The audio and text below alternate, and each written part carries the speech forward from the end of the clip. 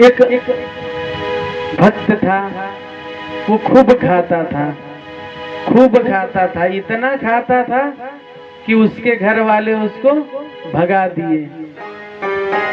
बोले कितना खाते हो? तो एक सज्जन बोले जिसका जितना इसका खाता है वही तो ये भैया खाता है।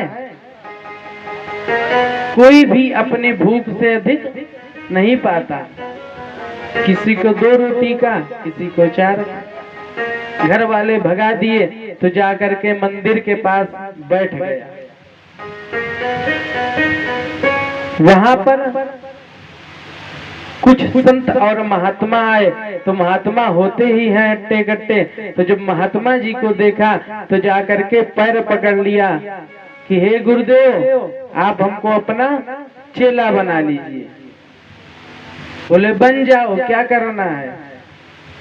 महाराज जी खाते बहुत हैं, 2 टाइम खाना। महाराज नहीं हुआ तो बोले 3 बार खाना, 4 बार खाना, खूब खाना।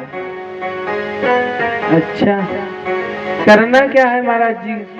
खाना तो बता दिए, काम? बोले खाना खूब है और खाली राम राम राम राम राम राम जपना है और कुछ नहीं करना। महाराज अब तो खूब प्रसन्न हो गया कि अब खाने को मिलेगा और काम खाली राम राम। जय हो। चला भोजन करने बैठा, किया तो एक सज्जन बोले अरे भैया बीच में पानी तो पी ले। बोला बीच तो आने दो। खूब खाए, खूब भजन करें, समय बीतता गया। एक दिन आई एकादशी, गया देखा भंडारा ठंडा पड़ा हुआ है, चूल्हा जल नहीं रहा है। कुछ चेलों को बुलाया, भैया आज भोजन। बोले आज भोजन का प्रोग्राम कैंसिल। अच्छा गुरु जी के पास गया, गुरुदेव आज भोजन। बोले आज बेटा बताना भूल गए, एकादशी है और तुम वैष्णव हो गए हो। वैष्णवों को एकादशी का व्रत करना चाहिए, और व्रत नहीं, हम तो कह रहे हैं कि एकादशी को जल भी नहीं पीना चाहिए। सुना सर पे हाथ रख लिया, हे गुरुदेव एकादशी हम करेंगे तो द्वादशी देख नहीं पाएंगे, गारंटी है, स्टाम्प लिखवा लो, मर जाएंगे।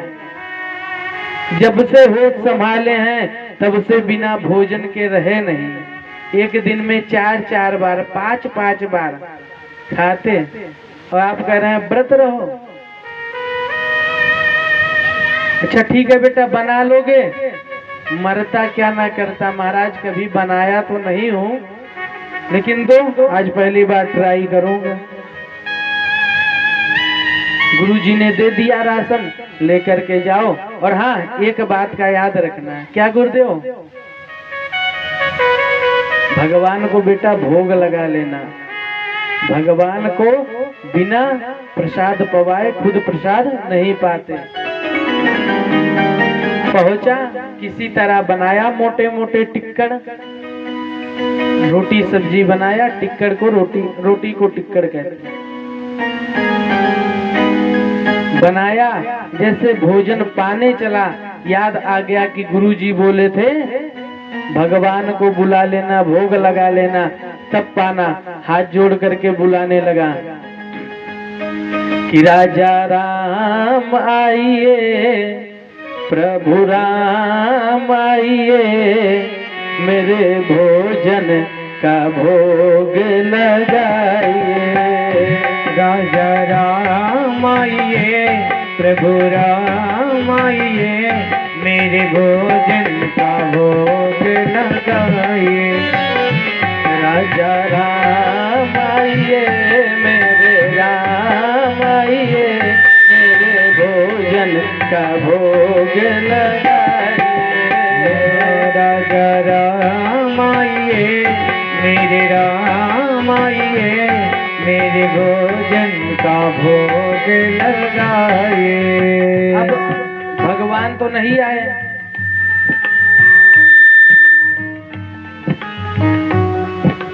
सोचा अब क्या करूं। फिर हाथ जोड़ के भगवान से निवेदन करता है, सुनो। आचमनी अर्घान आरती यहाँ यही मेहमानी, आचमनी अर्घान आरती यहाँ यही मेहमानी, आचमनी अर्घान आरती यहाँ यही मेहमानी, आचमनी अर्घान आरती यहाँ यही मेहमानी।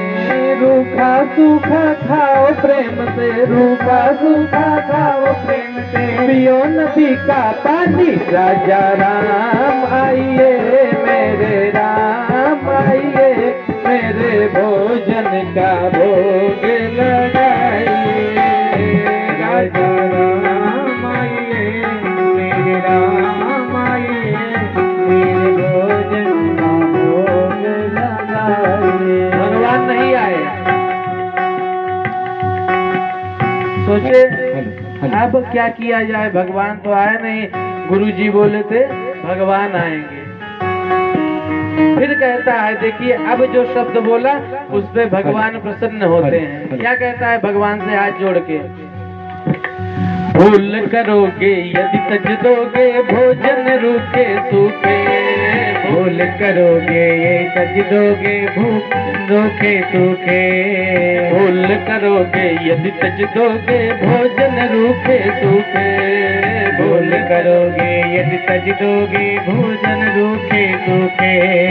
आज मंदिर में एकादशी है, आज मंदिर में एकादशी है, पड़े रहोगे भूखे। राजा राम आइए मेरे राम आइए, मेरे भोजन का भोग लगाइए।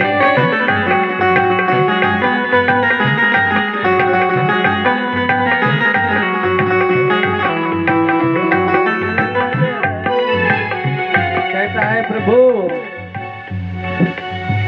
अगर भूल किए और तज दिए रूखे सूखे भोजन, आप ये सोच रहे होगे कि अभी जाएंगे इसके पास तो ये क्या खिलाएगा, आधा कच्चा आधा पक्का रोटी। सोचे मंदिर में 56 प्रकार के भोग मिलेंगे ना, इस भूल में मत रहना। मंदिर से हम खुद जान बचा कर भागे हैं। आज एकादशी है, मंदिर में ताला लगा दिया है गुरुजी ने। भगवान को भी अपने भक्तों के साथ कौतुक करने में आनंद आता है। ये एकदम सत्य घटना है, कलयुग की ही घटना है और ज्यादा नहीं, 100-150 वर्ष पूर्व की घटना है। भक्तमाला में आती है, जब भगवान ये सुने कि भैया ये बोल रहा है तो चलना चाहिए। अब आनंद लेने के लिए भगवान क्या किए, भगवान तो आए लेकिन साथ में सीता समारोपित वाम भागम। बोले जानकी मैया की जय हो, राजा रामचंद्र की जय हो। महाराज देखा दो भगवान, राम जी और सीता जी। कहा गुरुजी तो बोले थे एक भगवान आएंगे, दो भगवान आएंगे। कभी भोजन की तरफ देखे तो कभी भगवान के तरफ देखे। भोजन के तरफ देखे तो सोचे कि आज आधी एकादशी तो हमें करा दी है। जब भगवान की तरफ देखे तो अद्भुत छवि पे बलि बलि जाऊं ये भाव आए। चाहे जो हो प्रभु, आपकी सूरतिया प्यारी मूर्तिया मन को लुभाने वाली है, बड़े प्यारे लगते हैं। खूब प्रशंसा किया भगवान, करनी भी चाहिए। जब पूजन करने हाथ जोड़कर जाइए तो पूजन करिए तो खूब भगवान को पॉलिश लगाइए। जब हम संसार के लोगों का चरण छू सकते हैं, उनको पॉलिश लगा सकते हैं। भाई जो जिस फील्ड में भी है, कोई बिजनेसमैन है, कोई किसान है, कोई व्यापारी है, कोई पंडित जी है, तो सब अपने अपने बॉस को पॉलिश लगाते हैं। तो सोचिए दुनिया वालों को पॉलिश लगाने से जितना काम नहीं होगा, उतना काम तो अंबा रानी को पॉलिश लगाने से काम हो जाएगा। प्रशंसा करे, भगवान को भोग पवाया, प्रभु अगली बार जल्दी आना और बता के जाओ कितने लोग आओगे। भगवान मुस्कुराए नहीं, चले गए। वो भी आया, वो भी गुरुजी को कुछ बताया नहीं कि भगवान आए थे। वो तो बेचारा अनपढ़ सीधा साधा, उसको लगा भगवान ऐसे ही आते होंगे। खूब सरल भक्त था महाराज, खूब प्रसन्न रहे। लेकिन ये भी मन में बार बार गए, एकादशी करा दिए आदि, अगले बार आने दो, अगर ज्यादा आ गए तो उनको भी हम नहीं खिलाएंगे। फिर बीता कुछ समय, फिर आई जब एकादशी, राशन मिला। कहा गुरुदेव राशन बढ़ा देना थोड़ा। क्यों भैया? वहां पर 2 भगवान आते हैं। गुरुजी को लगा बेचारा भूखा रह गया होगा, इसलिए कह रहा है 2 भगवान आते हैं। कोई बात नहीं, दे दो राशन और दो। फिर ले गया राशन, बनाया, हाथ जोड़ करके फिर बुलाने लगा, राजा राम आइए, सीताराम आइए, मेरे भोजन का भोग लगाइए। राजा राम आइए, सीताराम आइए, मेरे भोजन का भोग लगाइए। राजा राम आइए, प्रभु राम आइए, मेरे भोजन का भोग लगाइए। राजा राम आइए, प्रभु राम आइए, मेरे भोजन का भोग लगाइए। भगवान तो प्रकट हो गए, लेकिन कौन? राम जी, जानकी जी और पूरे लखनलाल की जय हो। साथ में लक्ष्मण जी भी आ जाए। अब महाराज जो देखा, पहले तो पूछा ये बताओ किसको पकड़ लेके आए? भैया ये हमारे छोटे भाई हैं लक्ष्मण। अरे झूठ बोल रहे हो आप भगवान हो करके, शर्म नहीं आ रही है? आप सावरे ये गोरे कहाँ से मैच किया भाई? रास्ता चलते किसी को पकड़ लोगे, कह दोगे हमारे भाई। लक्ष्मण जी भी सोचे भैया अजीब भक्त है हमारे प्रभु का, लेकिन फिर कहे भले भगवान आप आए, लेकिन सूरत आपकी आहा मत पूछिए। एक चीज और सुन लो ठाकुर जी, हम ठाकुर जी के भोग का ठेका लिए हैं, उनके खानदान का नहीं। कल 1, आज 2, फिर अगली एकादशी आएगी, पहुंच जाओगे मंडली में। तब कोई बात नहीं प्रभु, आधा एकादशी फिर हो गया, पाइए प्रेम से। प्रणाम किया, भगवान चले गए। फिर एकादशी महाराज आई, फिर कहा गुरुजी राशन बढ़ाना। 3 भगवान आते हैं। गुरुजी बोले दे दो, लेकर के चला आगे चला। गुरुजी कहे आज पीछे हम भी चलेंगे। ये करता क्या है? इतना खाता नहीं होगा, बेचता जरूर होगा। फिर चला पेड़ के नीचे, लेकिन ये भक्त भी कम कलाकार नहीं महाराज। आज भोजन नहीं बनाया और पहुंचकर तुरंत हाथ जोड़कर बुलाने लगा कि राजा राम आइए, प्रभु राम आइए, मेरे भोजन का भोग लगाइए। राजा राम आइए, प्रभु राम आइए, मेरे भोजन का भोग लगाइए। मेरे भोजन का भोग लगाइए। मेरे भोजन का भोग लगाइए। और इतना प्रार्थना किया कि प्रकट हो गया राम दरबार। बोले राम दरबार की जय हो। राम, लक्ष्मण, भरत, शत्रुघ्न, जानकी मैया, जामवंत जी, सुग्रीव जी, जो महाराज देखा तुरंत लकड़ी फेंक दिया। इतने लोग आ गए आज तो हद कर दिए आप। प्रभु सही बताना, और संसार में कोई नहीं है आपको भोजन पवाने वाला, हम ही मिले हैं। भगवान मंद मंद मुस्कुरा रहे हैं। तो एक काम करो, आज खुद बनाओ, खुद पाओ, और हमें भी तीन एकादशी आपको पवाए हैं, आज हम भी पाएंगे। अब उस भक्त का महाराज भाग्य देखिए कि आज भरत जी कौन है? विश्व भरण पोषण करे जोई, ताकर नाम भरत यस हो। जो पूरे विश्व का भरण पोषण करने वाले हैं भरत जी महाराज, जो इस चौपाई का प्रतिदिन पाठ करता है, उसके घर में कभी भंडार की कमी नहीं होती। कौन सी चौपाई? विश्व भरण पोषण कर जोई, ताकर नाम भरत अस होई। भरत जी महाराज भंडारे बना रहे हैं, हनुमान जी महाराज पूंछ से पोछा लगा रहे हैं, लक्ष्मण जी लकड़ियां लेकर के आ रहे हैं। ये सब दृश्य गुरु जी पेड़ के पीछे से देखे और पहुंच के एक महाराज लात का प्रहार किया खींच। अरे मूर्ख, ये क्या कर रहा है? अरे गुरु जी अच्छा हुआ आप आ गए, देखिए पूरा खानदान आ गया इनका। अब गुरु जी को तो भगवान दिखे ही ना, खाली उस भक्त को दिखे। गुरु जी बोले बेटा हमको नहीं दिख रहे। उसने निवेदन किया प्रभु से कि देखिए आज आपके दर्शन हमको हुए, तो उसके मेन कारण कौन है? गुरुदेव भगवान।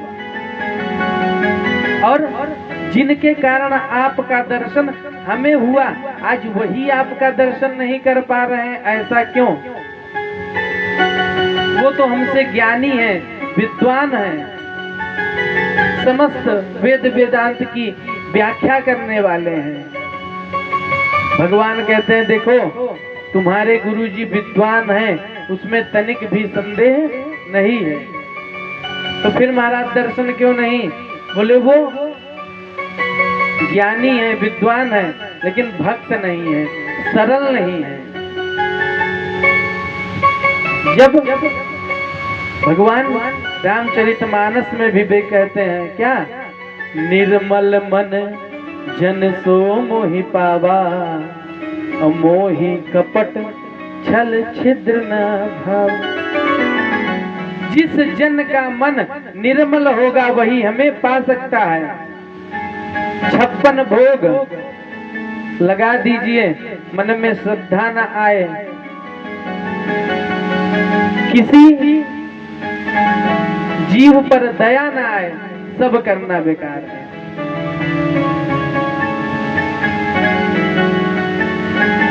तो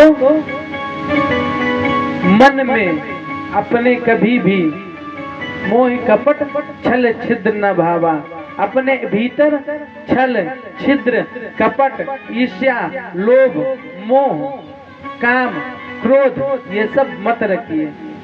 भैया ये बताइए, आप कहीं जाइए, कोई कहते आइए महाराज घर में बैठिए, और उसके घर में खूब कूड़ा लदा हो, कंबल पड़ा हो, प्लास्टिक पड़ा हो, तमाम गंदगी भरी हो रूम में, तो क्या आप बैठ पाएंगे? बाहर से प्रणाम करके चले जाएंगे। ऐसे भगवान भी हमारे हृदय में आना चाहते हैं, निवास करना चाहते हैं, लेकिन जब झांकते हैं हृदय में तो क्या है? हमारे हृदय में तो लोभ चल रहा है, लालच भरा पड़ा है, वासनाएं हैं, काम है, क्रोध है, तो भगवान भी प्रणाम करके चले जाते हैं।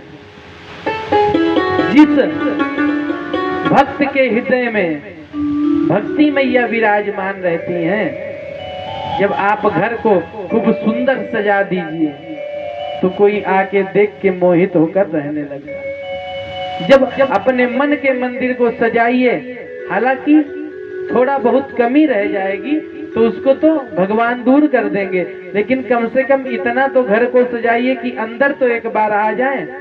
जब वो आ जाएंगे तो भागवत में कहते हैं हरिश चित्तम समाश्रयेत, चित्त में टेढ़ी टांग वाला महाराज ऐसे समाता है कि फिर छोड़कर जाता नहीं। अगर आप पीछा छुड़ाना चाहो तब भी छुड़ा नहीं सकते। लेकिन उसके लिए त्याग, ये 4 अगरबत्ती से काम नहीं, समर्पण नहीं। ये मंदिर है, यहाँ पे मैया विराजमान है। जब हमारे अंदर ये भाव होगा कि हम वहां जा रहे हैं, प्रणाम करेंगे, पूजन करेंगे, हमारा कल्याण होगा। और जब हमको विश्वास हो गया कि हमारा कल्याण होगा, तो फिर अखिल ब्रह्मांड में हमारे कल्याण को रोकने वाला त्रिभुवन में कोई नहीं। लेकिन शर्त है, शर्त बस इतनी सी है कि इसमें कोई ईर्ष्या लोभ न हो, दिमाग न चले, दिल चले माँ के पास। और ये सब गुरु के कृपा के बिना संभव नहीं होता। अब आज उन्हीं गुरु के वजह से आज वो शिष्य राम जी का दर्शन किया। जब राम जी का यह बात उस शिष्य ने बताया कि गुरुदेव, भगवान तो बोल रहे हैं आप सरल नहीं हैं, विद्वान हैं लेकिन सरल नहीं, तो गुरु जी के नेत्र महाराज सजल हो जाते हैं। और जब इसे नेत्र सजल होते हैं, तैसे भगवान का साक्षात्कार गुरुदेव को भी हो जाता है। बोले भक्त वत्सल भगवान की जय हो। जब हमारे अंदर दया होगा, भावना होगी किसी के प्रति, तब हमारा कल्याण होने वाला नहीं। ऐसे खूब माला देखिए, गुरु सबसे बड़ा मूल, सबसे बड़ा जड़। भगवान को अगर पाना है, परमात्मा और जीवात्मा का मिलन कराने वाला जो बीच का कड़ी होता है, उसे क्या कहते हैं? महात्मा, संत, गुरु। वो गुरु ही हमें ज्ञान कराता है कि ये आदि शक्ति जगत जननी जगदम्बा है।